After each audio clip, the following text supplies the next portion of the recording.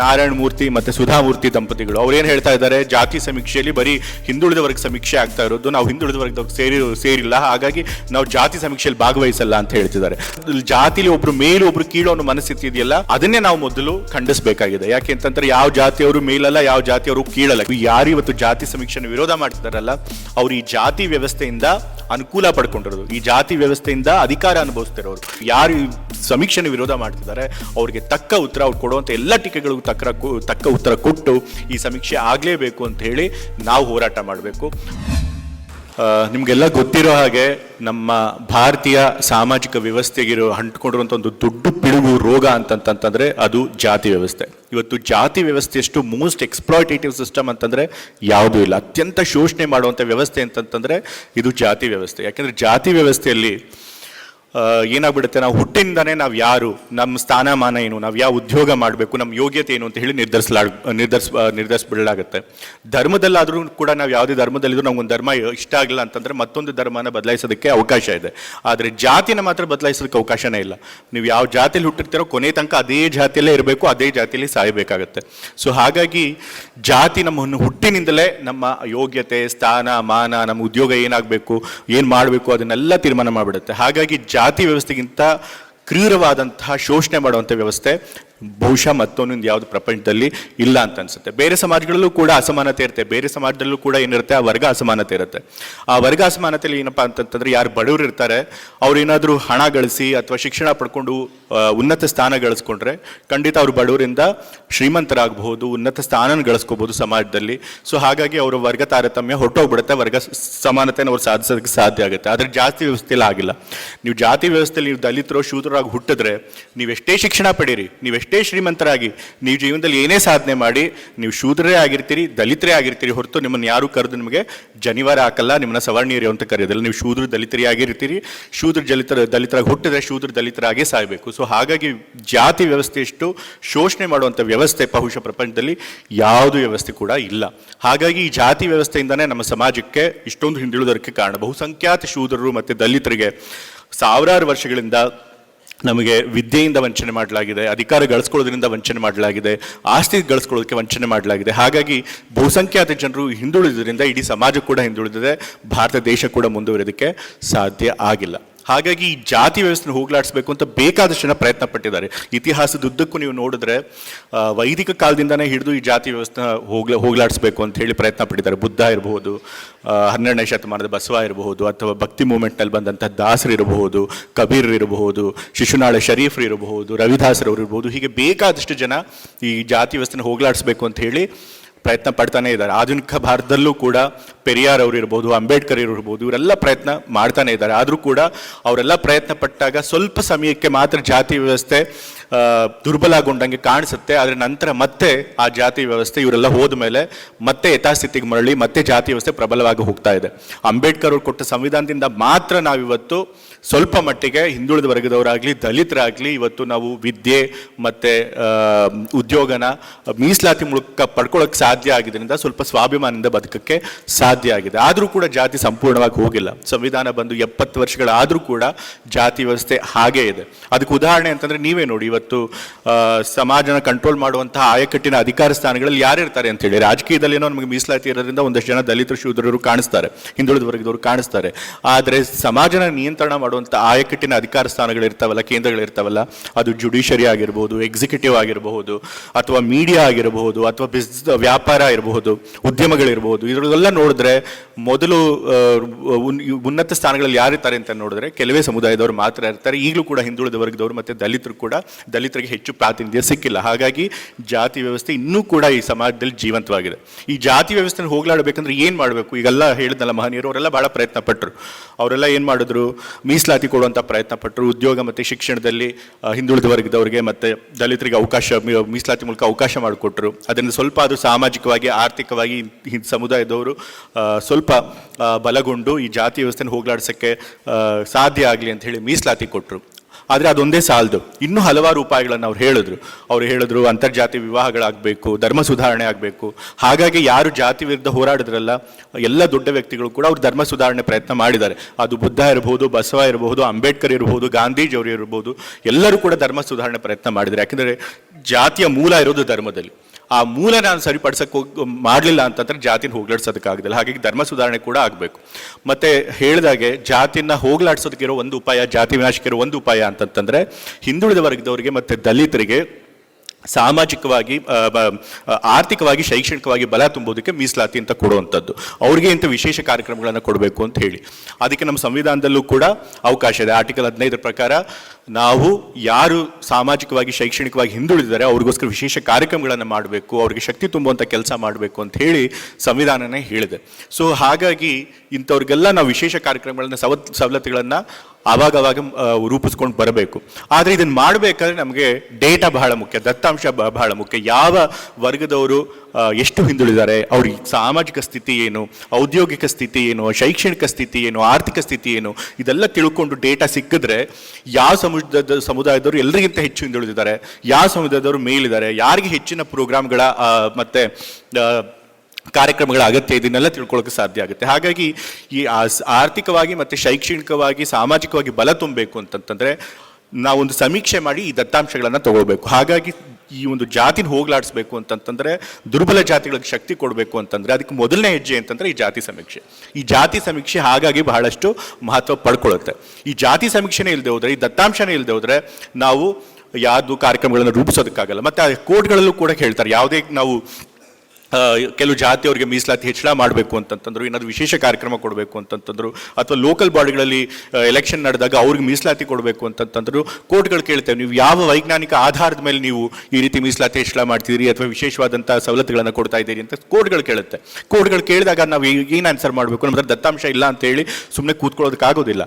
ಹಾಗಾಗಿ ಸಮೀಕ್ಷೆ ಮಾಡಲೇಬೇಕು. ಅವಾಗ ಮಾತ್ರ ನಾವು ಈ ಸಮುದಾಯಗಳಿಗೆ ಕಾರ್ಯಕ್ರಮಗಳನ್ನು ರೂಪಿಸೋಕ್ಕೆ ಸಾಧ್ಯ ಆಗುತ್ತೆ.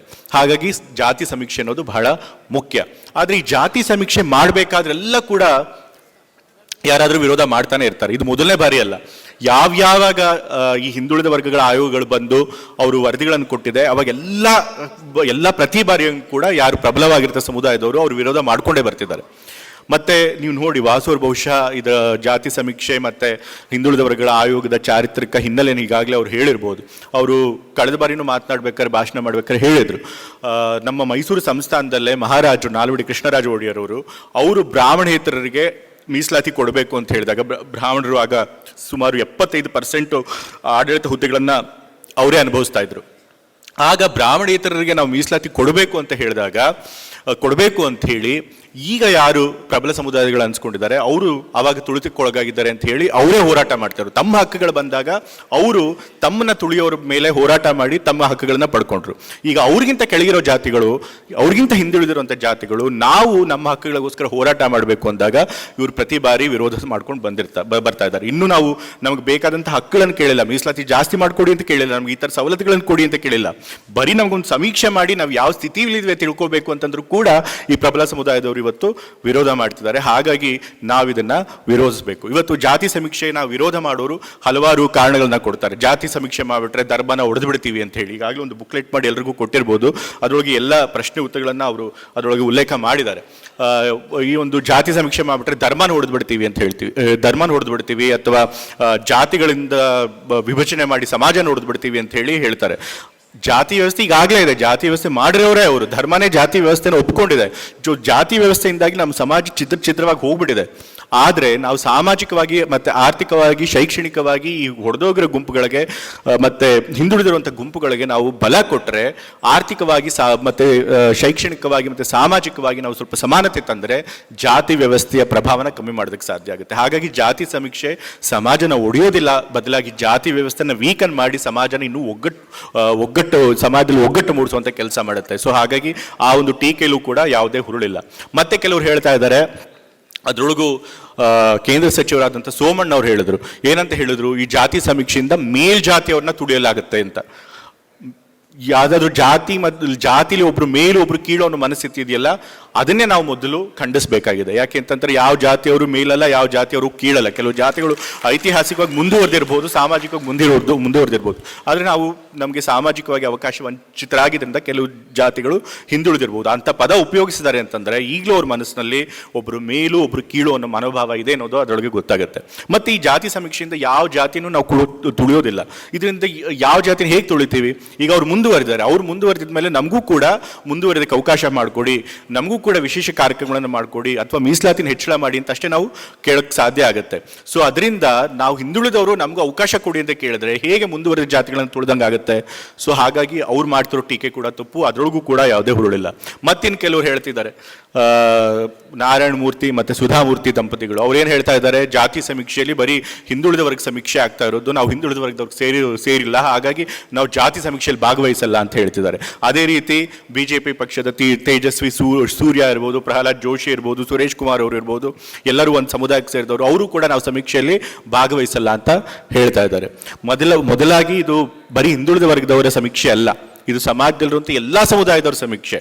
ಮುಂದುವರೆದ ಜಾತಿಗಳು ಇದೆ, ಹಿಂದುಳಿದ ಜಾತಿಯವರು ಇದೆ, ಅಲ್ಪಸಂಖ್ಯಾತರು ಇದೆ, ಸಮುದಾಯದಲ್ಲಿರುವಂತಹ ಎಲ್ಲ ವರ್ಗದವರು ಕೂಡ ಸಮೀಕ್ಷೆ ಇದು. ಹಿಂದುಳಿದ ವರ್ಗದ ಆಯೋಗ ಆ ಸಮೀಕ್ಷೆ ನಡೆಸಿದೆ ಅಷ್ಟೇ, ಆದರೆ ಹಿಂದುಳಿದ ವರ್ಗದವ್ರು ಮಾತ್ರ ಸಮೀಕ್ಷೆ ಅಲ್ಲ, ಎಲ್ಲ ಸಮುದಾಯದವರ ಸಮೀಕ್ಷೆ ಕೂಡ ಇದು. ಅದು ಗೊತ್ತಿದ್ರೂ ಕೂಡ ಇವತ್ತು ಸಮಾಜನ ಮಿಸ್ಲೀಡ್ ಮಾಡುವಂಥ ಕೆಲಸ ಇವತ್ತು ಯಾರು ಮುಂದುವರಿದ್ದಾರೆ ಅನ್ಸ್ಕೊಂಡಿದ್ದಾರೆ, ಯಾರು ದೊಡ್ಡ ದೊಡ್ಡ ಉದ್ಯಮಪತಿಗಳು ಅನ್ಸ್ಕೊಂಡಿದ್ದಾರೆ, ಯಾರು ಬಹಳ ಬುದ್ಧಿವಂತರು ಅಂತ ಅನ್ಸ್ಕೊಂಡಿದ್ದಾರೆ, ಅವ್ರು ಇಂಥ ಸಣ್ಣ ಸಂಗತಿ ಗೊತ್ತಿದ್ರೂ ಕೂಡ ಇವತ್ತು ಸಮಾಜನ ಮಿಸ್ಲೀಡ್ ಮಾಡುವಂಥ, ಸುಳ್ಳು ಹೇಳುವಂಥ ಕೆಲಸ ಮಾಡ್ತಾರೆ. ಹಾಗಾಗಿ ಅದನ್ನು ಕೂಡ ನಾವು ಖಂಡಿಸಬೇಕು. ಮತ್ತೆ ಇನ್ನು ಕೆಲವರು ಹೇಳ್ತಾರೆ ರಾಜ್ಯ ಸರ್ಕಾರಕ್ಕೆ ಜಾತಿ ಗಣತಿ ಮಾಡುವಂಥ, ಇದು ಜಾತಿ ಗಣತಿ ಅಲ್ಲವೇ ಇಲ್ಲ, ಇದು ಜಾತಿ ಸಮೀಕ್ಷೆ, ಸಮುದಾಯಗಳ ಸಮೀಕ್ಷೆ, ಆದರೂ ಕೂಡ ಅದನ್ನು ಮಾಡುವಂಥ ಅಧಿಕಾರನೇ ಇಲ್ಲ ಅಂತ ಹೇಳ್ತಿದ್ದಾರೆ. ಆದರೆ ನಮ್ಮ ಸಂವಿಧಾನದಲ್ಲಿ 105ನೇ ತಿದ್ದುಪಡಿಯಲ್ಲಿ ಎಲ್ಲ ರಾಜ್ಯಗಳಿಗೂ ಮತ್ತು ಯೂನಿಯನ್ ಟೆರಿಟರಿಗಳಿಗೂ ಕೂಡ ತಮ್ಮ ತಮ್ಮ ರಾಜ್ಯಗಳಲ್ಲಿ ಅಥವಾ ಯೂನಿಯನ್ ಟೆರಿಟರಿಗಳಲ್ಲಿ ಯಾವ್ಯಾವ ಸಮುದಾಯ ಹಿಂದುಳಿದಿದೆ ಸಾಮಾಜಿಕವಾಗಿ ಮತ್ತು ಶೈಕ್ಷಣಿಕವಾಗಿ ಅವನ್ನ ಗುರುತಿಸಿ ಲಿಸ್ಟ್ ಮಾಡುವಂಥ ಅಧಿಕಾರ ಇದೆ. ಅದನ್ನು ಗುರುತಿಸೋದು ಹೇಗೆ? ಸಮೀಕ್ಷೆ ಮಾಡಿದ್ರೆ ಗುರುತಿಸೋಕ್ಕೆ ಸಾಧ್ಯ ಆಗೋದು. ಸೊ ಹಾಗಾಗಿ ಸಮೀಕ್ಷೆ ಮಾಡೋದಕ್ಕೆ ಕೂಡ ರಾಜ್ಯ ಸರ್ಕಾರಗಳಿಗೆ ಅಧಿಕಾರ ಇದೆ. ಅದನ್ನು ಕೋರ್ಟ್ಗಳು ಕೂಡ ಎತ್ತಿಡಿದೆ. ಇವತ್ತು ಕರ್ನಾಟಕದಲ್ಲೂ ಕೂಡ ಹೈಕೋರ್ಟ್ಗೆ ಹೋಗಿದ್ರು ಸಮೀಕ್ಷೆ ನಿಲ್ಲಿಸಬೇಕು ಅಂತೇಳಿ, ಆದರೆ ಕೋರ್ಟು ಸ್ಟೇ ಕೊಡಲಿಲ್ಲ. ಅದೇ ರೀತಿ ಬಿಹಾರ್ನಲ್ಲೂ ಕೂಡ ಸಮೀಕ್ಷೆ ಮಾಡಿದಾಗ ಅದೇ ರೀತಿ ಕೋರ್ಟ್ಗೆ ಹೋಗಿದ್ರು. ಪಾಟ್ನಾ ಹೈಕೋರ್ಟ್ ಕೂಡ ಸಮೀಕ್ಷೆ ನಿಲ್ಲಿಸೋದಕ್ಕೆ ಅವಕಾಶ ಮಾಡಿಕೊಳ್ಳ. ತೆಲಂಗಾಣದಲ್ಲೂ ಕೂಡ ಸಮೀಕ್ಷೆ ಆಗಿದೆ. ಹಾಗಾಗಿ ರಾಜ್ಯ ಸರ್ಕಾರಗಳಿಗೆ ಈ ಜಾತಿ ಸಮೀಕ್ಷೆ ಮಾಡೋದಕ್ಕೆ ಖಂಡಿತ ಅಧಿಕಾರ ಇದೆ. ಮತ್ತು ಕೆಲವರು ಹೇಳ್ತಾರೆ ಕೇಂದ್ರ ಸರ್ಕಾರ ನಡೆಸ್ತಿರ್ಬೇಕಾದ್ರೆ ನೀವು ಯಾಕೆ ಮಾಡ್ತಿದ್ದೀರಿ ಅಂತ. ಕೇಂದ್ರ ಸರ್ಕಾರ ಬರೀ ಜಾತಿ ಗಣಿತೆ ಮಾಡ್ತಿದೆ, ಅವ್ರು ಸಮೀಕ್ಷೆ ಮಾಡ್ತಿಲ್ಲ, ಅವ್ರು ಬರೀ ನಂಬರ್ಸನ್ನ ಅಷ್ಟೇ ಎನ್ಯೂಮರೇಟ್ ಮಾಡ್ತಾ ಇದ್ದಾರೆ, ಯಾವ ಜಾತಿ ಎಷ್ಟು ಜನಸಂಖ್ಯೆ ಇದೆ ಅಂತೇಳಿ. ಅದರಿಂದ ಏನು ಗೊತ್ತಾಗೋದಿಲ್ಲ. ಆದರೆ ಸಾಮಾಜಿಕವಾಗಿ, ಶೈಕ್ಷಣಿಕವಾಗಿ, ಆರ್ಥಿಕವಾಗಿ ನಾವು ಸಮೀಕ್ಷೆ ಮಾಡಿದ್ರೆ ಯಾವ ಸಮುದಾಯಗಳು ಎಷ್ಟು ಹಿಂದುಳಿದಿವೆ ಅನ್ನೋದು ಗೊತ್ತಾಗುತ್ತೆ. ಸೊ ಹಾಗಾಗಿ ಸಮೀಕ್ಷೆ ಅನ್ನೋದು ಕೂಡ ಬಹಳ ಮುಖ್ಯ. ಮತ್ತಿನ್ನು ಕೆಲವರು ಕಳೆದ ಬಾರಿ ಕಾಂತರಾಜ್ ಅವರ ಸಮೀಕ್ಷೆ ಮಾಡಿ ಅವ್ರದ್ದು ಆಯೋಗದ ಒಂದು ವರದಿ ಬಂದಿತ್ತು. ಅವಾಗ ಕೆಲವರು ಹಿಂದುಳಿದ ವರ್ಗದವರೇ ನಮ್ಮ ಜನಸಂಖ್ಯೆ ಕಮ್ಮಿ ಬಂದ್ಬಿಟ್ಟಿದೆ, ಹಾಗಾಗಿ ಈ ಸಮೀಕ್ಷೆ ನಾವು ಒಪ್ಪಲ್ಲ ಅಂತ ಹೇಳಿ ಆತಂಕನ ವ್ಯಕ್ತಪಡಿಸಿದ್ರು. ಖಂಡಿತ ದಯವಿಟ್ಟು ಜನಸಂಖ್ಯೆ ಕಮ್ಮಿ ಬಂದರೆ ನೀವು ಆತಂಕ ಪಡಬೇಡಿ. ಜನಸಂಖ್ಯೆ ಈಗ ಕಮ್ಮಿ ಬಂದರೂ ಮುಂದೆ ಸಮೀಕ್ಷೆಗಳು ನಡೆಯುತ್ತೆ, ಅವಾಗ ಸರಿ ಹೋಗ್ಬೋದು. ಆಮೇಲೆ ಯಾರು ಎಷ್ಟು ಹಿಂದುಳಿದಿದ್ದಾರೆ ಅನ್ನೋದು ಕೇವಲ ಜನಸಂಖ್ಯೆ ಒಂದು ಆಧಾರದ ಮೇಲೆ ಅದು ತೀರ್ಮಾನ ಆಗಲ್ಲ. ತೀರ್ಮಾನ ಆಗೋದು ಬೇರೆ ಬೇರೆ ಫ್ಯಾಕ್ಟರ್ಗಳಿಂದ. ನೀವು ಆರ್ಥಿಕವಾಗಿ ಎಷ್ಟು ಹಿಂದುಳಿದಿದ್ದೀರಿ, ಸಮಾಜದಲ್ಲಿ ನಿಮ್ಮನ್ನು ಬೇರೆ ಜಾತಿಯವರು ಹೇಗೆ ನಡೆಸ್ಕೊಳ್ತಾರೆ, ಇದನ್ನೆಲ್ಲ ನೋಡಿಕೊಂಡು ಅವರು ಸಮೀಕ್ಷೆ ಮಾಡಿ ಅದರ ಮೇಲೆ ಯಾರು ಎಷ್ಟು ಹಿಂದುಳಿದಿದ್ದಾರೆ ಅನ್ನೋದನ್ನ ತೀರ್ಮಾನ ಮಾಡಲಾಗುತ್ತೆ. ಹಾಗಾಗಿ ಜನಸಂಖ್ಯೆ ಕಮ್ಮಿ ಬಂದರೂ ಯಾರು ಕೂಡ ಆತಂಕ ಪಡಬಾರ್ದು. ಹಾಗಾಗಿ ಜಾತಿ ಸಮೀಕ್ಷೆನ ಮಾಡಬೇಕು. ಯಾರು ಇವತ್ತು ಜಾತಿ ಸಮೀಕ್ಷೆನ ವಿರೋಧ ಮಾಡ್ತಿದಾರಲ್ಲ, ಅವರು ಈ ಜಾತಿ ವ್ಯವಸ್ಥೆಯಿಂದ ಅನುಕೂಲ ಪಡ್ಕೊಂಡಿರೋದು, ಈ ಜಾತಿ ವ್ಯವಸ್ಥೆಯಿಂದ ಅಧಿಕಾರ ಅನುಭವಿಸ್ತಿರೋರು, ಈ ಜಾತಿ ವ್ಯವಸ್ಥೆಯಿಂದ ಸವಲತ್ತುಗಳನ್ನು ಪಡಿತಿರೋರು. ಹಾಗಾಗಿ ಸ್ವಾಭಾವಿಕವಾಗಿ ನಾವು ಜಾತಿ ಸಮೀಕ್ಷೆ ಮಾಡಿ ಯಾರು ಎಷ್ಟು ಹಿಂದುಳಿದ್ದಾರೆ ಅಂತ ಹೇಳಿದ್ರೆ ತಿಳ್ಕೊಂಡ್ರೆ ಅವರೆಲ್ಲರೂ ಕೂಡ ತಮಗೆ ಅವಕಾಶಗಳನ್ನು ಕೊಡಿ, ಹಕ್ಕುಗಳನ್ನು ಇನ್ನೂ ಕೊಡಿ ಅಂತ ಹೇಳಿ ಕೇಳ್ತಾರೆ ಅಂತ ಹೇಳಿ ತಮ್ಮ ಅಧಿಕಾರನ ಬಿಟ್ಕೊಡ್ಬೇಕಾಗತ್ತೆ ಅಂತ ಹೇಳಿ ಅವ್ರು ವಿರೋಧ ಮಾಡೋದು ಸ್ವಾಭಾವಿಕ. ಆದರೆ ಹಿಂದುಳಿದ ವರ್ಗದವರು ಈ ಜಾತಿ ಸಮೀಕ್ಷೆ ಪರವಾಗಿ ನಿಲ್ಲಬೇಕು. ಯಾಕೆಂತಂತಂದರೆ ನಮ್ಮ ಹಕ್ಕುಗಳನ್ನು ನಾವೇ ಕೇಳಬೇಕು, ಬೇರೆಯವ್ರು ಬಂದು ನಮ್ಮ ಪರವಾಗಿ ಹಕ್ಕುಗಳನ್ನು ಕೇಳೋದಿಲ್ಲ. ನೀವು ನಿಮ್ಮ ಹಕ್ಕುಗಳನ್ನು ಕೇಳಬೇಕು ಅಂತಂತಂದರೆ ನೀವು ಎಷ್ಟು ಹಿಂದುಳಿದಿದ್ದೀರಾ ಅನ್ನೋದು ಗೊತ್ತಾಗಬೇಕು. ಇವತ್ತು ಕಾಂತರಾಜ್ ಆಯೋಗದ ವರದಿ ಬಂದಿತ್ತು. ಅದ್ರೊಳಗೆ ಏನು ಹೇಳಿತ್ತು, ಹಿಂದುಳಿದ ವರ್ಗದವರೆಲ್ಲ ಬಹಳಷ್ಟು ದೊಡ್ಡ ಸಂಖ್ಯೆಯಲ್ಲಿದ್ದರೂ ಕೂಡ ಅವರು ತುಂಬ ಹಿಂದುಳಿದಿದ್ದಾರೆ, ಅವ್ರಿಗೆ 32% ಮೀಸಲಾತಿ ಏನು ಕೊಟ್ಟಿದ್ದೀವಿ ಅದು ಸಾಲದಿಲ್ಲ, ಅವ್ರಿಗೆ 51% ಮೀಸಲಾತಿ ಕೊಡಬೇಕು ಅಂತ ಅವರು ವರದಿ ಕೊಟ್ಟಿದ್ರು. ನೀವೇ ಯೋಚನೆ ಮಾಡಿ, 32% 51% ಮೀಸಲಾತಿ ಹೆಚ್ಚಾದರೆ ನಮ್ಮ ಮುಂದಿನ ಪೀಳಿಗೆಗೆ, ನಮ್ಮ ಮಕ್ಕಳ ಭವಿಷ್ಯಕ್ಕೆ ಎಷ್ಟು ಅದು ಅನುಕೂಲ ಆಗುತ್ತೆ ಅಂತ ನೀವೇ ಯೋಚನೆ ಮಾಡಿ. ನಮ್ಮ ಮಕ್ಕಳಿಗೆ ಮತ್ತೆ ಇನ್ನೂ ಹೆಚ್ಚಿನ ಶಿಕ್ಷಣ ತೆಗೆದುಕೊಳ್ಳೋದಕ್ಕೆ, ಸರ್ಕಾರಿ ಉದ್ಯೋಗ ಪಡ್ಕೊಳ್ಳೋದಕ್ಕೆ ಮೀಸಲಾತಿ ಹೆಚ್ಚಳ ಆದರೆ ಜಾಸ್ತಿ ಆಗುತ್ತೆ, ಅನುಕೂಲ ಆಗುತ್ತೆ. ಹಾಗಾಗಿ ಇದು ನಮ್ಮ ಮಕ್ಕಳ ಭವಿಷ್ಯ ಕೂಡ ಇದರೊಳಗೆ ಅಡಗಿದೆ. ಹಾಗಾಗಿ ಎಲ್ಲ ಹಿಂದುಳಿದ ವರ್ಗರು ಒಗ್ಗಟ್ಟಾಗಿ ಒಕ್ಕೊರಲಿಂದ ಈ ಜಾತಿ ಸಮೀಕ್ಷೆ ಬೇಕು ಅಂತ ಕೇಳಬೇಕು. ಇವತ್ತು ಯಾರೇ ನಿಮ್ಮ ತಾಲೂಕಿನಲ್ಲಿ ಅಥವಾ ನಿಮ್ಮ ಕ್ಷೇತ್ರಗಳಲ್ಲಿ ಈ ಜಾತಿ ಸಮೀಕ್ಷೆನ ವಿರೋಧ ಮಾಡಿದ್ರೆ ನೀವೆಲ್ಲರೂ ಒಗ್ಗಟ್ಟಾಗಿ ಇಲ್ಲ ನಮಗೆ ಜಾತಿ ಸಮೀಕ್ಷೆ ಬೇಕು, ಇದು ನಮ್ಮ ಅನುಕೂಲಕ್ಕೋಸ್ಕರ ಸರ್ಕಾರ ಮಾಡ್ತಿರೋದು ಅಂತ ನೀವು ಅವ್ರಿಗೆ ಆಗ್ರಹ ಪಡಿಸ್ಬೇಕು. ನೀವು ಒಗ್ಗಟ್ಟಾಗಿ ಕೇಳಿದ್ರೆ ಮಾತ್ರ ಈ ಜಾತಿ ಸಮೀಕ್ಷೆ ಯಶಸ್ವಿಯಾಗಿ ನಡೆಯೋಕ್ಕೆ ಸಾಧ್ಯ, ಮತ್ತು ಅದ್ರ ವರದಿನೂ ಕೂಡ ಅನುಷ್ಠಾನಕ್ಕೆ ತರೋದಕ್ಕೆ ಸಾಧ್ಯ. ಹಾಗಾಗಿ ನಾವೆಲ್ಲ ಒಗ್ಗಟ್ಟಿನಿಂದ ಈ ಜಾತಿ ಸಮೀಕ್ಷೆನ ಇದು ಮಾಡೋಣ. ಅಂಬೇಡ್ಕರ್ ಅವರು ಹೇಳಿದ್ರು ಕಾನ್ಸ್ಟಿಟ್ಯೂಂಟ್ ಅಸೆಂಬ್ಲಿನಲ್ಲಿ ನಮ್ಮ ಸಂವಿಧಾನ ಅಂಗೀಕಾರ ಆಗುವಂಥ ಸಮಯದಲ್ಲಿ ನಾವು ಸಂವಿಧಾನನ ನಮಗೆ ನಾವೇ ಸಮರ್ಪಿಸ್ಕೊಂಡಿದ್ದೀವಿ. ಇವತ್ತು ಸಂವಿಧಾನದಿಂದ ನಮಗೆ ಸಿಕ್ಕದ ಮೇಲೆ ನಾವು ಒಂದು ವಿರೋಧಾಭಾಸಗಳಿಂದ ಕೂಡಿರುವಂಥ ಒಂದು ಸಮಾಜಕ್ಕೆ ನಾವು ಪ್ರವೇಶ ಮಾಡ್ತಾ ಇದ್ದೀವಿ. ನಮಗೆ ರಾಜಕೀಯ ಮೀಸಲಾತಿ ಸಿಕ್ಕಿ ನಾವು ರಾಜಕೀಯವಾಗಿ ಬಲಿಷ್ಠರಾಗ್ಬೋದು, ಹಿಂದುಳಿದ ವರ್ಗದವರು ಅಥವಾ ದಲಿತರು. ಆದರೆ ಆ ಸಾಮಾಜಿಕವಾಗಿ ಮತ್ತು ಆರ್ಥಿಕವಾಗಿ ನಾವು ಹಿಂದುಳಿದಿರ್ತೀವಿ. ರಾಜಕೀಯವಾಗಿ ಬಲವರ್ಧನೆಗೊಂಡು ಸಾಮಾಜಿಕವಾಗಿ ಮತ್ತು ಶೈಕ್ಷಣಿಕವಾಗಿ ಆರ್ಥಿಕವಾಗಿ ಹಿಂದುಳಿದಿದ್ರೆ ಅಸಮಾನತೆ ಜಾಸ್ತಿ ಆಗುತ್ತೆ. ಆ ಅಸಮಾನತೆ ಅನುಭವಿಸೋರು ಈ ಅಸಮಾನತೆಯನ್ನು ಸರಿ ಮಾಡಲಿಲ್ಲ ಅಂದರೆ ಒಂದಲ್ಲ ಒಂದು ದಿವಸ ಸಿಡಿದೆದ್ದು ಈ ಸ್ವಾತಂತ್ರ್ಯ ಸೌಧನ ಹಾಳು ಮಾಡ್ತಾರೆ, ಅವರೇ ಧ್ವಂಸ ಮಾಡ್ತಾರೆ ಅಂತ ಹೇಳಿದರು.